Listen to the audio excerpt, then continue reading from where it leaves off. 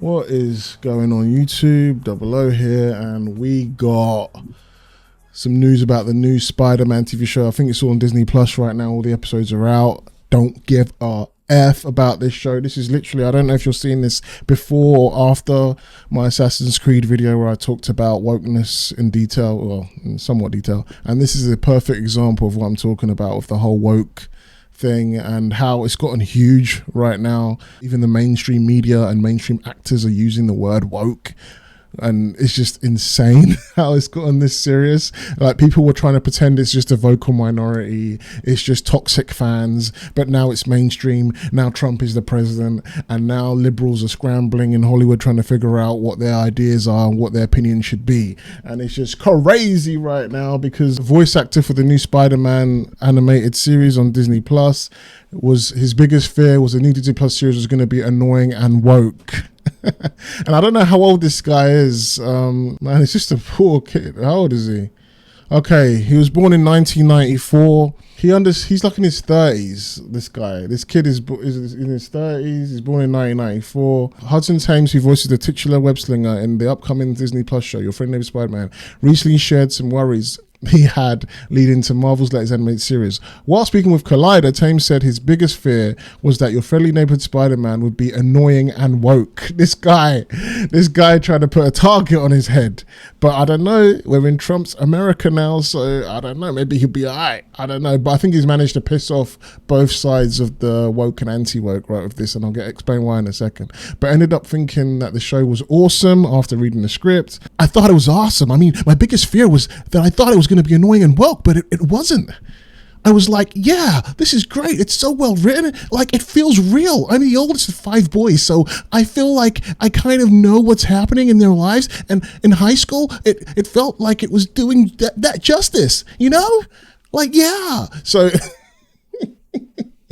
So, you know, he's trying to appeal to both sides. He was like saying, guys, I know what woke means. I'm in the game. I know you don't like the woke stuff, but guess what? It's not woke. But then we got people on the actual woke side. So my issue with this show is, it is woke. Let's be real. They've race swapped Norman Osborn. They race swapped Harry, and not only did they race swap Harry, they made him look like some kind of, oh my God, bro. I don't know, like a weird, androgynous, lesbian-looking kid. I fully thought when I first saw Harry that he was going to be, it was a female character. I thought, well, who is this character? Don't tell me that's Mary Jane. But yeah, and the whole joke with Norman Osborn having the waves, I get it, you know? Like, I get it, like, he had waves in the comics, you know, and they've made it like the comic version. If you're going to do the whole meme of Norman Osborn is secretly black because he has waves in the 60s comics, where really what it was supposed to be was the pomade going up and down of a white man's hair. It's the pomade gel. That's what that was supposed to be, but they just drew it weird back then. But if you're going to go with the meme, do the waves properly. Why has he got side waves and then front waves? Why don't you just do the whole wave hair like how it would be if he wore a do-rag? And the idea of Norman Osborn in a do-rag is crazy, but I guess when he's Green Goblin, he's kind of like got a do-rag on, whatever. And everybody except for Peter is black. Like, it almost reminds me of Save the Last Dance, where Sarah had to move into the black neighborhood. Well, everyone's ethnic except for Peter. It's just it's kind of crazy. And look, it's modern day Spider-Man. I'm not upset that New York is diverse in the modern day. You got to update some things. I'm not even against some race swaps in the Spider-Man universe for the lesser known side characters. But I feel like icons like Norman Osborn, you know, you don't change people like him. You don't change Harry. You know, you don't change the like iconic legends where they've got pure iconography, you know. And then on top of that, he's got like the Future Foundation or whatever it is, Fantastic Four suit. Like, he gets his powers from the Venom from another universe, and it's just so messy, and I don't know what that's supposed to be. Like, who's this chick? Like, it's just so messy. The animation, I don't really care myself about the animation, but I guess it almost feels like a huge fan fiction, and it's just so removed from what we know of the original Spider-Man story, and it just feels like such a missed opportunity. You're using this kind of old school interesting 1960s vibe style, the weird little dots, like all the dots in the comic that you had in the original comics, the Steve Ditko, Jack Kirby era of comic books. You're using that style, but then you're modernizing the hell out of it to the point where it's nonsensical. And I'm not against a Steve Ditko style modernized version of Spider-Man telling his origin story again, but if you're going to make it look like this, why don't you actually do the actual story from the comic book, from Amazing Fantasy 15? Actually do the story where he gets bit at the science show. He just do the comic. I don't think this is what I don't understand about Western entertainment. Like an anime, they have the manga and then they do the manga like 98% word for word, panel for panel, and it's amazing to the point where people are like, oh no, it's not going to catch up to the manga and all this kind of stuff, you know, people. And it works great from Naruto, Bleach, all those animes, Attack on Titan, and they do change some things. That's why like 95%, they do change some things here and there. But how fucking cool would it be if the West tried to do something like that?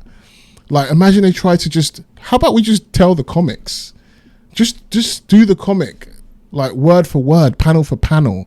But I don't know if it's some kind of thing with Western culture, if the egos are just too fucking big.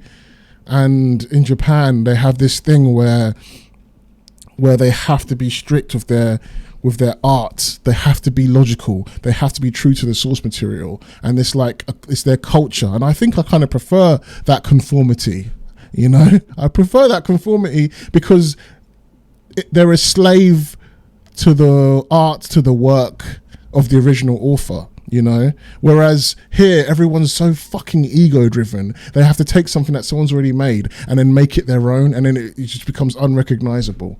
And that's my issue with all this stuff, you know, and I just don't have the interest in it. It's like, this isn't Spider-Man, this is just someone else's take on Spider-Man, you know. But hey, for a new generation, they can have fun with it. But like, I've seen different takes of Spider-Man. How many more takes of Spider-Man am I going to see? At this point, it would be fresh and interesting to just do the comics and make the comics move.